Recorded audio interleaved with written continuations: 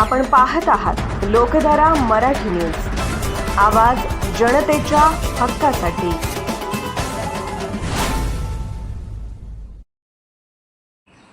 दिल्लीच्या जंतर मंतरवर विद्यार्थ्यांवर झालेल्या हल्ल्याचा संघमध्ये तीव्र निषेध, तहसीलदारांना दिले निवेदन।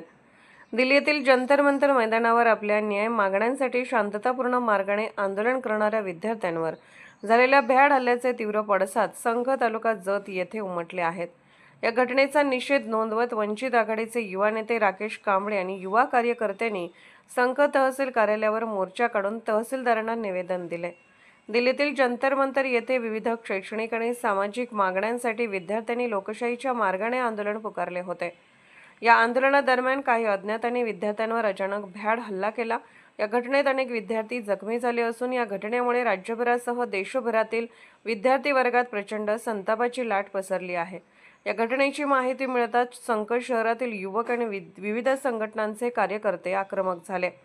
आंदोलकांनी एकत्र येत हल्लेखोर आणि प्रशासनाच्या ढिसाळ कारभाराविरोधात जोरदार घोषणाबाजी केली। लोकशाही मार्गाने आवाज उठवणाऱ्या विद्यार्थ्यांचा आवाज दाबण्याचा प्रयत्न केला जात असल्याचा आरोप यावेळी करण्यात आला। या मोर्चात बीडी काटेसर, MS नवराज, विकी वाघमारे, संघ ग्रामपंचायत सदस्य प्रशांत कांबळे, अमित कांबळे, सचिन कांबळे, आसंगी जतचे माजी सरपंच बिरुदेव बाबर यांच्यासहित अनेक कार्यकर्ते उपस्थित होते। जंतर मंतरवर आंदोलक विद्यार्थ्यांवर हल्ला करणाऱ्या समाजकंटकांना तात्काळ अटक करून त्यांच्यावर कठोर कायदेशीर कारवाई करण्यात यावी अशा मागण्यांचे निवेदन संघ अपर तहसीलदार कार्यालय येथील वरिष्ठ लिपिक संजय कुमार सोनोले यांना निवेदन देण्यात आले। या मोर्चावेळी उमदी पोलीस ठाण्याचे सहाय्यक पोलीस निरीक्षक गणेश वाघमोडे यांनी कोणताही अनुचित प्रकार घडू नये चोख बंदोबस्त ठेवला होता।